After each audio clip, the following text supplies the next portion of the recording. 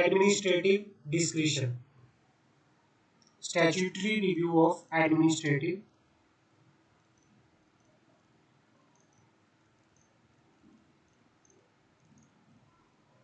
Discretion. Method of statutory review, जो ये administrative discretion के अंदर जो ये स्टैट्यूटरी रिव्यू है, इसको दो मेथड के अंदर डिवाइड किया गया है। पहला क्या है, स्टैट्यूटरी अपील, और दूसरा क्या है, reference to the high court और statement of case. Statutory review के अंदर क्या होता है, जब किसी एडमिनिस्ट्रेटिव डिस्क्रिशन को रिव्यू किया जाता है तो पहला मेथड होता है उसको रिव्यू करने का स्टैट्यूटरी अपील। पहला मेथड होता है स्टैट्यूटरी अपील। स्टैट्यूटरी अपील क्या होता है, there are some act which provide for appeal from the statutory tribunal to the high court on the point of law. ये कहना चाह रहा है कि कुछ लॉ है जिसमें क्या बताया गया कि भाई कोई स्टैट्यूटरी ट्रिब्यूनल था, कोई कोर्ट थी, उसका कोई ऑर्डर आया, उसके ऑर्डर से आप खुश नहीं हो तो आप उससे ऊपर वाली हाई कोर्ट में अपील लेके जा सकते हो। ये होता है स्टैट्यूटरी अपील का केस। स्टैट्यूटरी रिव्यू में पहला मेथड क्या है, स्टैट्यूटरी अपील। भाई आप किसी लॉ से खुश नहीं हो, आप किसी लॉ के अंदर ट्रिब्यूनल के किसी ऑर्डर से खुश नहीं हो, किसी और कोर्ट के ऑर्डर से खुश नहीं हो, तो आप उसके रिगार्डिंग कहाँ जा सकते हो, उससे ऊपर वाली कोर्ट के अंदर जा सकते हो। ये होता है अपील का केस, इसे बोला जाता है अपील। समझ आ गई। दूसरा होता है reference to the high court और statement of case. Reference to the high court और statement of case. There are several statutes which provide for the reference or statement of case by administrative tribunal to the high court। जैसे क्या होता है, कई बार कोई tribunal हो गया, NCLT हो गया, कोई और हो गया, कोई ग्रीन ट्रिब्यूनल, कोई भी कई तरह के ट्रिब्यूनल्स होते हैं, अलग अलग उसके अथॉरिटी जो एडमिनिस्ट्रेटिव ट्रिब्यूनल्स होते हैं।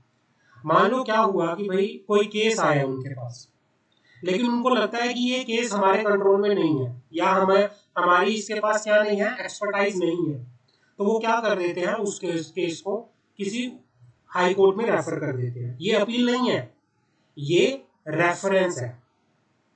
There are several statutes which provide for the reference or statement of case by administrative tribunal to the high court. Under section 256 of the Income Tax Act 1961, where application is made to tribunal by assessee and the tribunal refuse to state the case, assessee may apply to the high court. assessee क्या कर सकता है, high court में apply कर सकता है कि जहां पर कोई ऐसा क्या है, एडमिनिस्ट्रेटिव ट्रिब्यूनल के पास कोई केस था या कोई भी स्टेटमेंट थी, जहां पर क्या है, कोई भी हो सकता है, कोई क्वेरी है या उसके एक्सपर्टाइज में नहीं है, तो वो उसको हाई कोर्ट में क्या कर सकता है, रेफर कर सकता है। फिर high court is not satisfied, if the high court is not satisfied about the correctness of the decision of the tribunal, it can require the tribunal to the state the case and refer it to the court. कई बार क्या होता है कि कोई decision tribunal ने दिया और हाई कोर्ट उसके डिसीजन से सेटिस्फाई नहीं है, तो वो ट्रिब्यूनल को कह सकती है कि आप इस केस को कोर्ट में रेफर कर दीजिए, हमें रेफर कर दीजिए। तो इस तरह से ये होता है। अपील क्या होती है कि जब आप किसी के ऑर्डर के अगेंस्ट उससे हाई कोर्ट के ऊपर अपील करते हो, वो अपील होती है। और रेफरेंस क्या होती है कि भाई किसी ऑर्डर को करेक्ट करवाने के लिए, किसी केस से रिगार्डिंग कोई अगर कंफ्यूजन है, उसके रिगार्डिंग आप रेफर करते हो हाई कोर्ट में। समझ आ गई, क्लियर है सर? हाँ जी सर, अगर ट्रिब्यूनल ने हमें गलत डिसीजन दिया तो हम ट्रिब्यूनल के ऊपर हम केस कर सकते हैं हाई कोर्ट में? हाँ, आप ट्रिब्यूनल के जो ऑर्डर है उसको चैलेंज करने के लिए आप हाई कोर्ट में अपील कर सकते हो, अपीलेट अथॉरिटी पे। समझ आ गई। या फिर कई बार इस टाइप से अपील करना चैलेंज करना ही होता है ना, चैलेंज करना ही जब आप सेटिस्फाइड नहीं हो तो फिर आप हाई कोर्ट हाँ, समझ आ गई। और कई बार क्या होता है, ट्रिब्यूनल अपने ऑर्डर से ही खुद सेटिस्फाई नहीं होता। कई बार ये लगता है कि शायद मेरे ऑर्डर करेक्ट नहीं है, या कई बार उसे लगता है कि शायद जो ये केस है मेरी एक्सपर्टाइज में नहीं है, शायद मैं इसमें ज्यादा वो नहीं कर सकता, तो वो अपने आप ही क्या कर सकती है, अपने हाई कोर्ट में रेफर कर देती है कि प्लीज आप इसको हाई कोर्ट में ले जाओ, वहां इनको आपको बेटर एजुकेशन मिलेगा। क्लियर है? ठीक है सर, ये तो क्लियर है। अब आता है इंजेक्शन, ऑर्डिनरी और इक्विटेबल।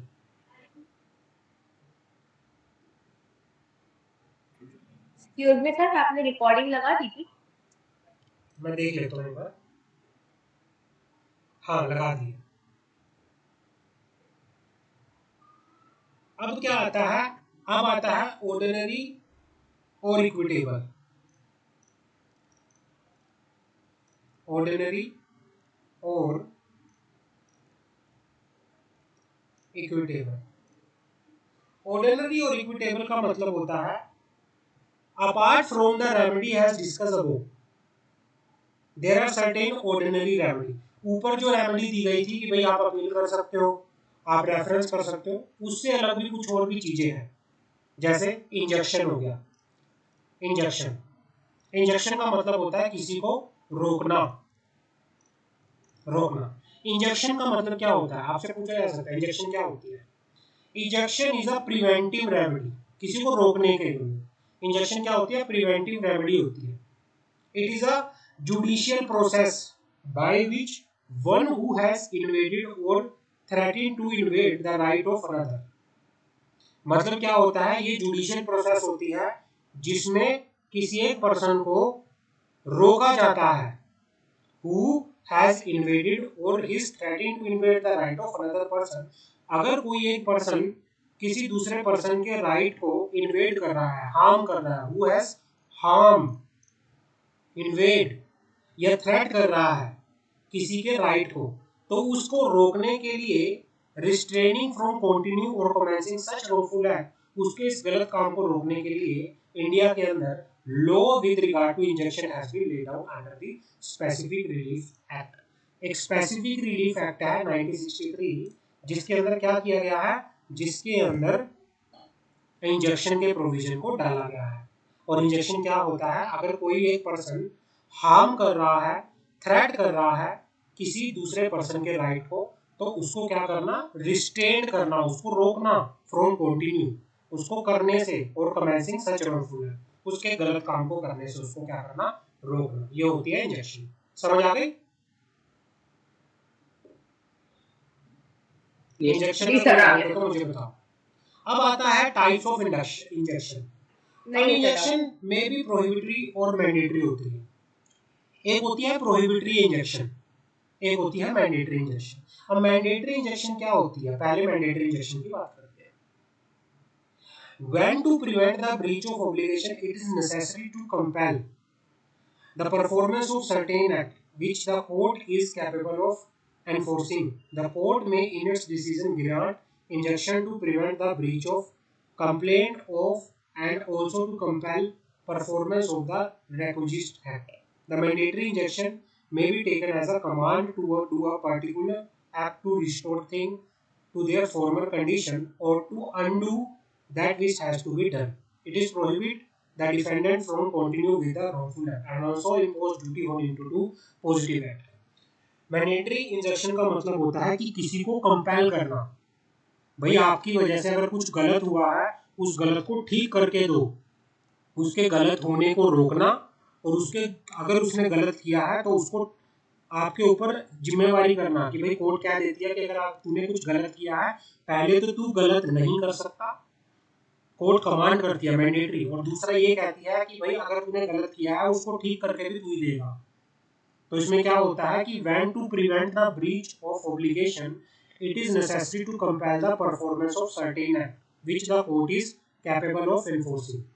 कि भाई किन्हीं काम को करने के लिए किसी को कंपेल करना कि भाई आपको ये काम करने हैं, आपको ये करो, इसको ठीक करो, ये आपकी ऑब्लिगेशन है। द कोर्ट में बाय इट्स डिस्क्रिशन, अपनी मर्जी से कोर्ट क्या कर सकती है, ग्रांट कर सकती है injection to prevent the breach of complaint of and also to compel. मतलब किसी भी काम को अगर कंप्लेंट, किसी पर्सन ने कंप्लेन की कि भाई मेरे साथ उस बंदे ने गलत किया है, तो कोर्ट उस बंदे को रोक सकती है और उसको कह सकती है कि तूने गलत किया है तो ठीक करके दे, और उसको कंपेल कर सकती है कि परफॉर्मेंस आप कोई काम करना है आपको, ये काम करके इसको दो, जो भी नुकसान होगा उसकी भरपाई भी करके दो।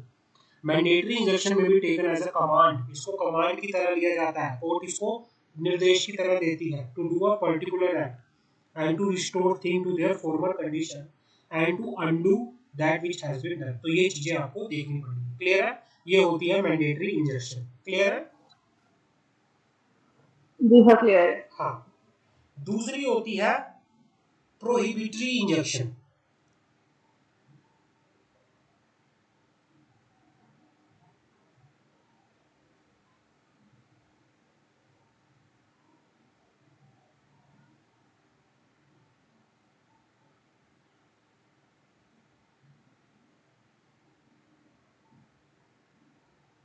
दूसरी होती है प्रोहिबिटरी इंजेक्शन।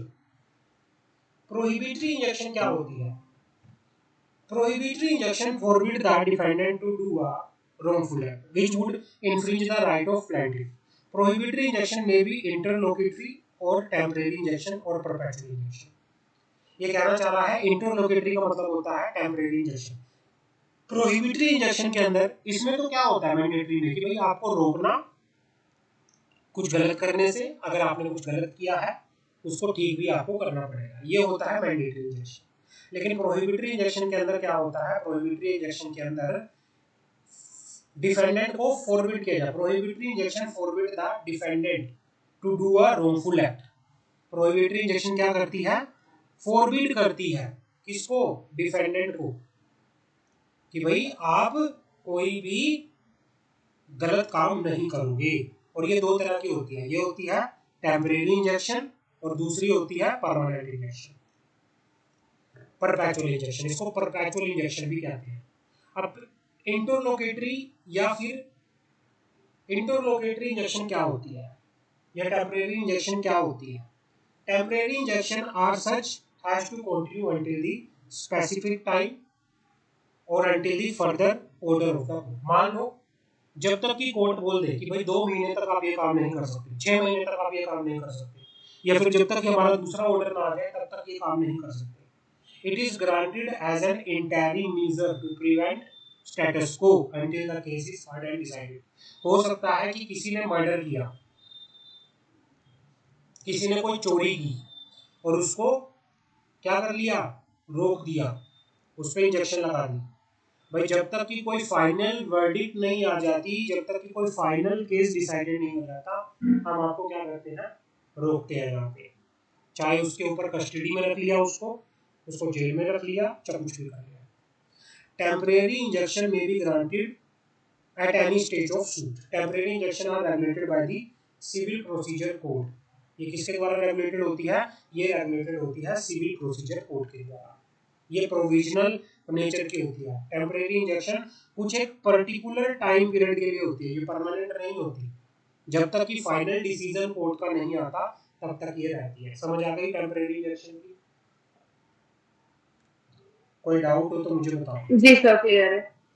अब यस आता सर है कैसे टेम्परेरी डिसीजन होता है ना ये कोर्ट के द्वारा? हाँ हाँ, आगे बढ़े।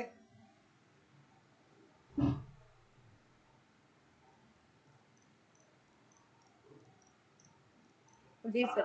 अब आता है परपेचुअल इंजेक्शन। परपेचुअल इंजेक्शन क्या होता है? Perpetual injection is granted at the conclusion of proceeding. भाई एक बार जब कोर्ट के अंदर कोई केस चल रहा था और सब कुछ डिसाइडेड हो गया, तो एक पर्सन को परमानेंटली वो काम करने से रोक दिया। भाई आप कभी भी ये काम नहीं करोगे, ये परमानेंट, आप एक फिक्स पीरियड के लिए, एक लाइफ टाइम के लिए भी हो सकता है, किसी को एक इनडेफिनेट पीरियड के लिए भी हो सकता है कि भाई आप ये काम नहीं करोगे, आपको बिल्कुल रोका जाता है, आपको सस्पेंड कर दिया जाता है। तो वो होता है परपेचुअल इंजेक्शन। किसी को परमानेंटली, किसी को एक इनडिफाइनेट पीरियड के लिए क्या कर देना? रोक देना। वो होता है परपेचुअल इंजेक्शन। क्लियर है? समझ आ गई? जी सर। जी सर आगे। कोई डाउट हो तो मुझे बताओ।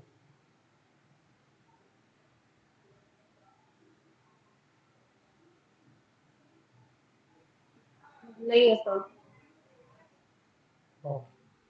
आगे बढ़े।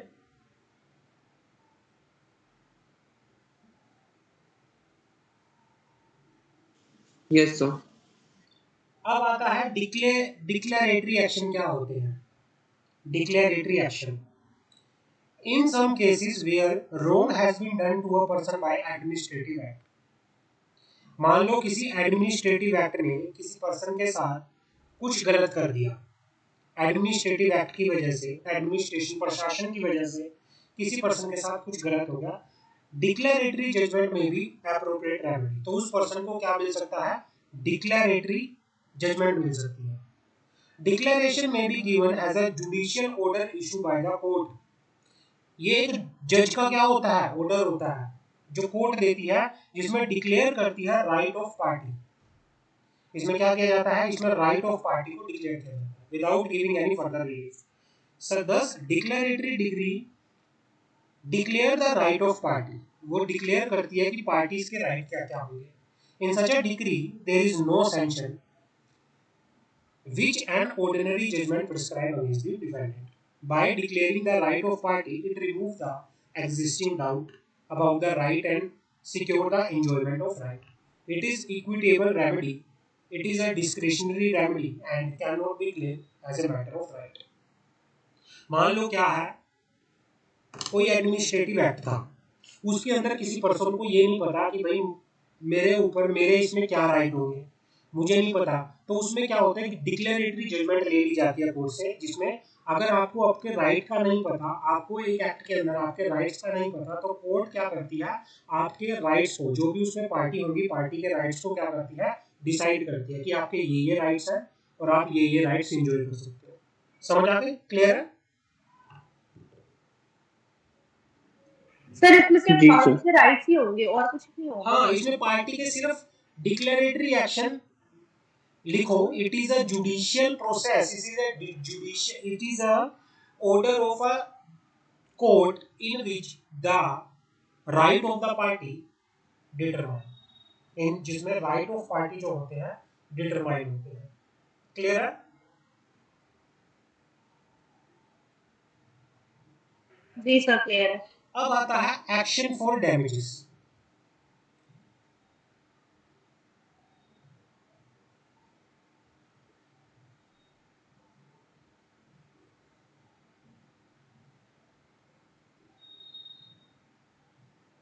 एक्शन फॉर डैमेजेस,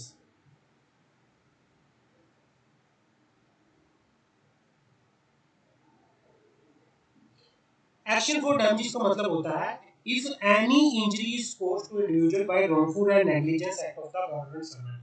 किसी गवर्नमेंट सर्वेंट की वजह से किसी पर्सन को, किसी गवर्नमेंट सर्वेंट के किसी गलत काम की वजह से, किसी उसकी गलती की वजह से किसी पर्सन को इंजरी हो गई, द एग्रीव्ड पर्सन, जिसको इंजरी हुई है, एग्रीव्ड मतलब जिसके साथ कुछ बुरा हुआ है, वो रिकवरी के लिए, डैमेजेस की रिकवरी के लिए क्या कर सकता है, गवर्नमेंट के अगेंस्ट केस फाइल कर सकता है कोर्ट में। समझ आ गए?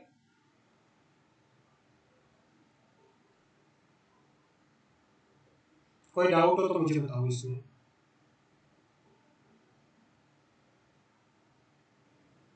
यहाँ तक क्लियर है सर। अब आता है प्रिंसिपल ऑफ नेचुरल जस्टिस। जी सर क्लियर है। प्रिंसिपल ऑफ नेचुरल जस्टिस क्या होता है भाई? प्रिंसिपल ऑफ नेचुरल जस्टिस का मतलब क्या होता है कि कई बार कोई भी केस जब कोर्ट सुनती है तो उसमें ये देखती है कि इसमें न्याय कहाँ पे है, अन्याय कहाँ पे है। हमें भी पता होता है ना कि अच्छा क्या है, बुरा क्या है, हमें पता होता है ना।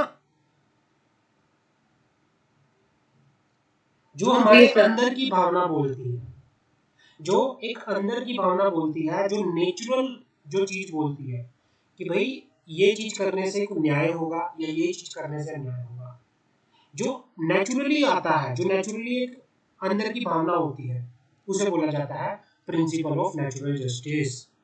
क्लियर है? जी सर क्लियर है। हाँ। One of the most important principle in the administration of justice is that justice must not only be done but also seen to be done। भाई ये कहना चाह रहा है एडमिनिस्ट्रेटिव जस्टिस के साथ, भाई जस्टिस किसी का न्याय करना एक अलग बात है, न्याय दिखना भी चाहिए।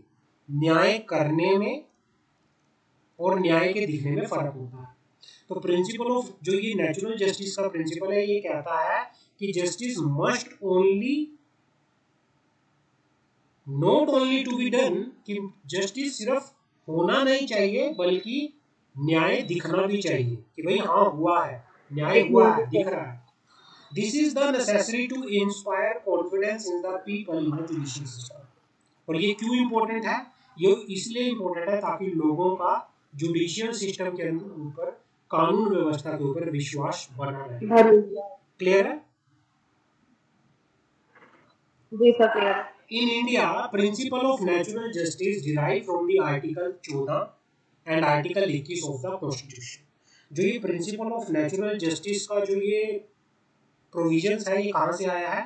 ये आया है आर्टिकल 14 और आर्टिकल 21 हमारे संविधान से। The court have always insist that administrative agency must follow minimum of fair procedure, that is principle of natural justice। जितनी भी administrative agency है, कोई भी प्रशासन में काम कर रहा है, सब नेचुरल जस्टिस के प्रिंसिपल को ध्यान में रखें। जो उनको, उनकी भावना, उनका जमीर जो कहता है कि जिसमें उन्हें लगता है कि न्याय है, वो न्याय करे। ऐसा नहीं है कि भाई अंधाधुंध कुछ भी चल रहा है, नहीं। Concept of natural justice has undergone a tremendous change over a period of time. समझ आ गई? क्लियर है? अब आता है दो चीजें, यहाँ पे दो चीजें आती हैं। एक होता है रूल ऑफ बायस, क्या होता है, रूल अगेंस्ट बायस क्या होता है, जिसको नेमो जुडेक्स इन द कोसोसोसाइटी कोसासुआ भी कहते हैं, कोसोसुआ। रूल अगेंस्ट बायस, रूल अगेंस्ट बायस क्या होता है? अच्छा, बायस क्या होता है? बायस होता है कि भाई किसी का तो फेवर करना और किसी को देखना भी नहीं, भेदभाव करना एक तरह से, biasness. Rule against bias according to the, अगर आप डिस्क्रिमिनेशन, भेदभाव करना, डिस्क्रिमिनेशन करना, biasness. According to the rule no person should be made a जज इन हिज ओन केस। भाई लो कहता है कि किसी भी पर्सन को, अगर वो मतलब किसी भी पर्सन के ऊपर केस चल रहा है, तो उसको अपने केस में जज नहीं बना दिया जाएगा। मान लो जज है और जज ने ही क्राइम कर दिया, क्या वो अपने केस में ही जज बन पाएगा? नहीं बन पाएगा। According to the rule no person should be made a जज इन हिज ओन केस। अब बायस का मतलब होता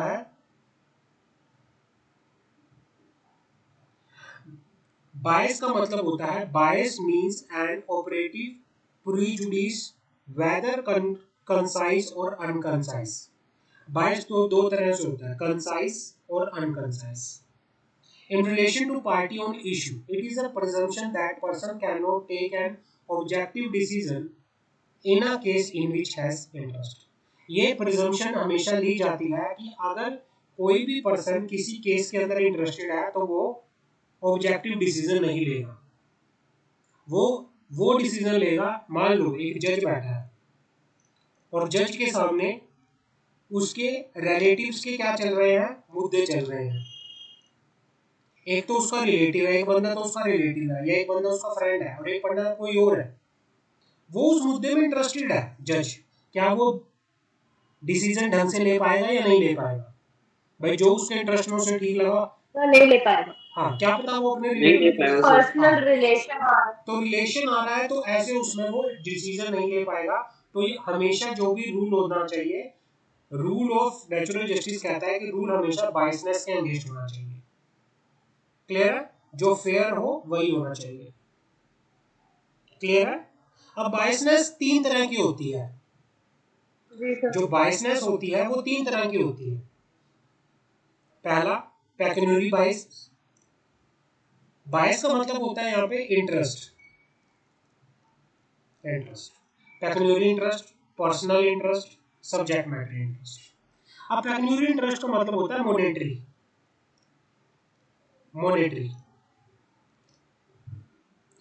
The judicial approach is unanimous on the point that any financial interest of adjudicating authority in the matter, however small, should vitiate the adjudication. Thus, a pecuniary interest howsoever insufficient will qualify a person from the acting as judge। मतलब ये मानना चल रहा है भाई किसी administrative authority का, मान लो किसी केस के अंदर क्या है, एडमिन क्या है, मॉनेटरी इंटरेस्ट है, फाइनेंशियल इंटरेस्ट है। फाइनेंशियल इंटरेस्ट कैसे, कोई केस चल रहा था और जज कहता है कि भाई इस केस में तो मेरे भी 5 लाख रुपए लगे हुए हैं, ये तो मेरा भी 5 लाख रुपए है, इसमें मेरा भी इंटरेस्ट है, इसको इससे तो मुझे भी पैसा लेना है। तो ऐसे उसमें क्या होता है, इसमें पेक्यूनियरी बाइसनेस आती है।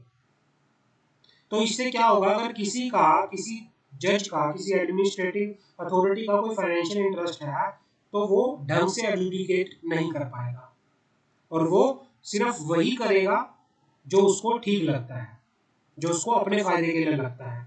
तो यहाँ पे क्या आता है, पेक्यूनियरी बाइसनेस डिस्क्वालीफाई करती है पर्सन, अगर किसी पर्सन का पेक्यूनियरी इंटरेस्ट है, however insufficient will disqualify a person from acting as a judge। अगर किसी का, तो क्या होता है पेक्यूनियरी इंटरेस्ट में क्या होता है, हो सकता है किसी जज का किसी मुद्दे में क्या हो, पेक्यूनियरी इंटरेस्ट हो, लेकिन जज वहां पे क्या कर सकता है, सुनवाई कर सकता है। ये इनसफिशिएंट क्या है, रीजन है कि भाई हम ये कह दें कि जज यहाँ पे डिस्क्वालीफाई है, नहीं।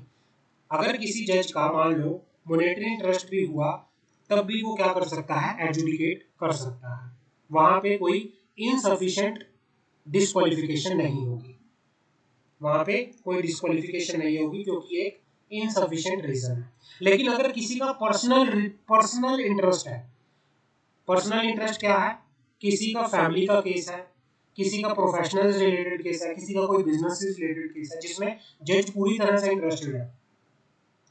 भाई जज बैठा है और जज के सामने जज का बेटा खड़ा है, क्या जज अच्छे से सुनवाई कर पाएगा, नहीं कर पाएगा। तो ऐसे केस में जिसमें जज पर्सनली इन्वॉल्व है, उस केस के लिए उसको जज नहीं बनाया जाएगा, उस चीज के लिए वो डिस्क्वालीफाई हो जाएगा, उस मुद्दे के लिए, उस केस के लिए वो क्या हो जाएगा, डिस्क्वालीफाई हो जाएगा। क्लियर है? जी सर क्लियर। हाँ।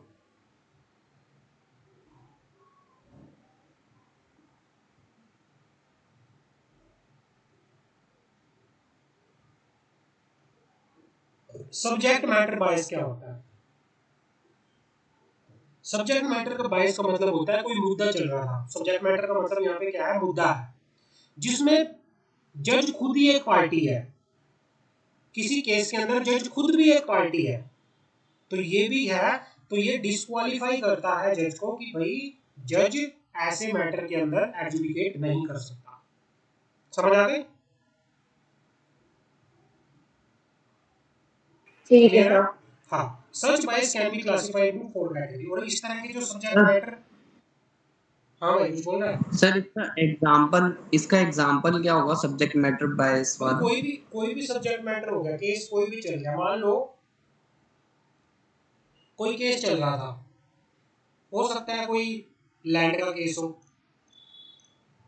अब लैंड का केस हो और लैंड जो है जज की है, खुद की। अब सब्जेक्ट मैटर लैंड का केस है और लैंड जज की है और लैंड से रिलेटेड कोई केस चल रहा है और वो उसी कोर्ट में चला गया जिस कोर्ट में वो जज था, और वो जज के सामने वो मुद्दा आ गया और उसी में वो क्या है, पार्टी है, इस लैंड वाले केस में वो पार्टी है। क्या वो कर पाएगा उसको एडजुडिकेट? सर नहीं कर पाएगा। नहीं कर पाएगा। तो उन चीजों में भी ये देखना पड़ता है, बायसनेस हमेशा नहीं होनी क्लियर। चाहिए, अनबायस होना चाहिए, अनबायस फेयर होना चाहिए। क्लियर? ओके। अब बायसनेस, सब्जेक्ट मैटर की बायसनेस किस तरह से होती है, या तो पार्शियली कनेक्टेड है किसी मैटर से, कोई जज पार्शियली कनेक्टेड है या डिपार्टमेंटल से कनेक्टेड है, या फिर प्रायर अटरेंस और प्री जजमेंट ऑफ इशू, या फिर एक्टिंग अंडर डिक्टेशन, या फिर जज किसी के दबाव में आके क्या कर रहा है, कोई मुकदमा लड़ रहा है। कई बार होते हैं ना जज भी दबाव में आ जाते हैं किसी के, तो अगर ऐसा आ रहा है तो तब भी जज डिस्क्वालीफाई है।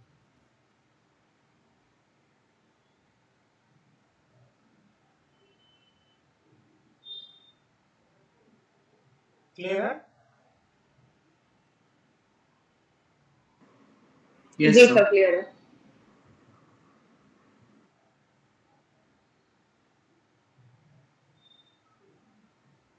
इसमें हमारी एक क्लास हो जाएगी यार।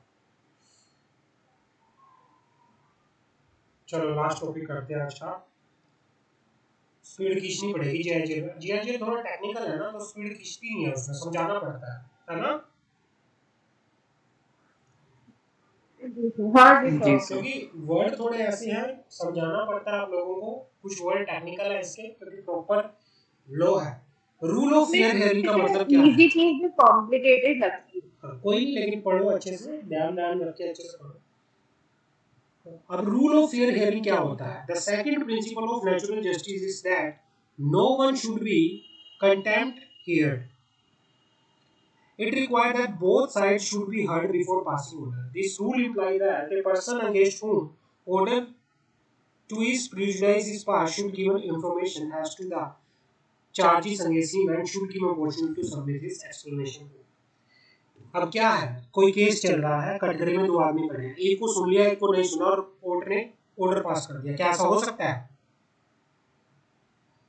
नहीं sir. Rule of fair hearing क्या कहता है कि भाई आप पार्टीज को, दोनों पार्टीज को अच्छे से सुनोगे, किसी भी पर्सन के अगेंस्ट अगर कोई ऑर्डर पास हुआ है तो उसको बताओगे कि किस वजह से आपके अगेंस्ट ऑर्डर पास हुआ है, आपके ऊपर क्या मुकदमा लगा है, आपके ऊपर क्या चार्जेस लगे हैं, आप अपने पक्ष में कुछ बोलना चाहते हो तो आपको भी अपॉर्चुनिटी दी जा रही है। तो रूल ऑफ फेयर हेयरिंग यहाँ पे होना चाहिए। क्लियर है, समझ आ गए? यहाँ तक कोई डाउट हो तो मुझे बताओ। जी सर। ठीक है, क्लियर है सर यहाँ नहीं तक। है सर। हाँ, मैं इसको